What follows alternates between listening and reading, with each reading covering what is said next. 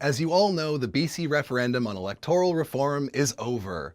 At least it should be over. As of now, we don't know the results of the referendum. But instead of waiting to find out the results, the BC Liberals and some anti-pro-rep groups are desperately trying to undermine the referendum with the mantra of, if we don't win, it's rigged and it doesn't count. Very similar to what Donald Trump was saying right before his election. Before we even knew the final turnout, the literal moment the referendum ended, the BC Liberals sent out an email to their entire base saying that if proportional representation passes, they will not accept the results. They will push back with every tool available to them.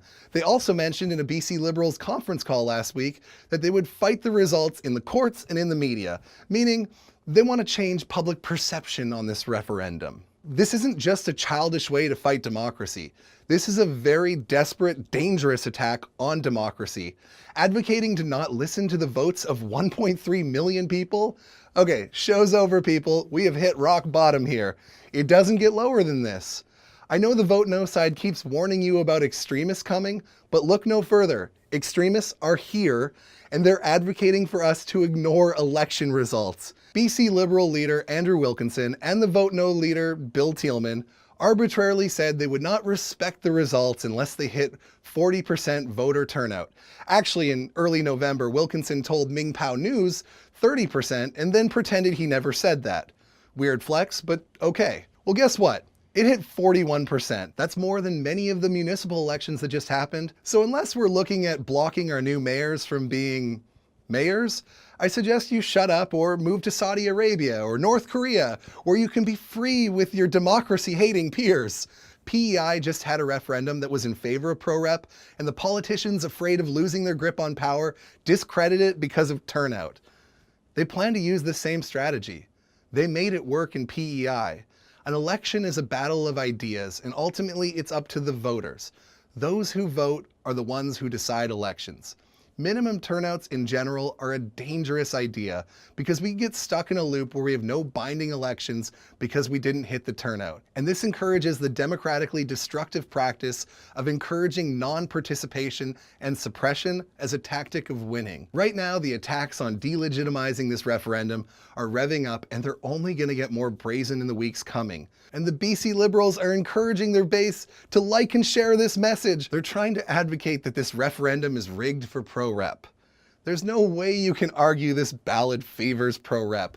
Let's look at it. First off, mail-in referendums suck. I agree with that. But that affects both sides. Young people who are polling overwhelmingly in favor of pro-rep move homes constantly in this terrible rental market, which made it drastically more difficult for young people to vote in mail-in referendums. Almost all of my peers had to request a ballot after not receiving one. But those who cared voted. Secondly, I'll admit, the ballot was confusing, and as a pro-rep enthusiast, it made it a huge uphill battle to educate. People don't want to vote for things they don't understand. Luckily, a ton of passionate pro-rep advocates did such an amazing job explaining it. This isn't a left versus right issue. People of all political leanings were educating on this referendum. BC's full-on first-past-the-post elections were never voted on. The current tried and tested version of our voting system we have now wasn't used until our 1991 election and was forced on British Columbians without any referendum. With almost 60% of the population voting for parties that had a mandate to changing to pro-rep, they could have just changed it. But they let British Columbians choose in a referendum. The opposition campaign to pro-rep campaigned clearly on blatant fear and misinformation. Not once did Andrew Wilkinson use his TV debate to explain why first past the post is so great. Nope. He spent the debate basically saying the whole time that BCers were too dumb to understand pro-rep. They campaigned on the mantra, one and dumb. I meant one and done, because they didn't want anyone to educate themselves on this referendum. Nobody read into question 2. Just obey. One and done. Now they're trying to discredit the question because they're claiming people didn't do the research. That's what voter suppression looks like. Telling people they're too dumb to vote, encouraging nobody to get informed, trying to scare people, not even explaining the pros of your system. So if you want to discredit de-legitimizers, here's how we can fight back. Firstly, if you're good at penning op-eds, why not try writing the local newspapers and take a stand against this anti-democratic toddler tantrum? If not, share this video and make sure it gets more shares and likes than the noise that they're making.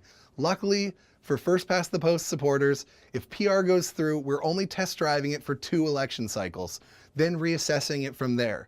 Keep in mind, we never did a vote to make First Past the Post our system. That was forced on BC. So please, take a stand for democracy. No matter the results, they should be honored. So let's put these trolls back under their bridge. So like, share, call me an idiot, I don't care. My name is Joel. I'm standing up for us honoring our democracy.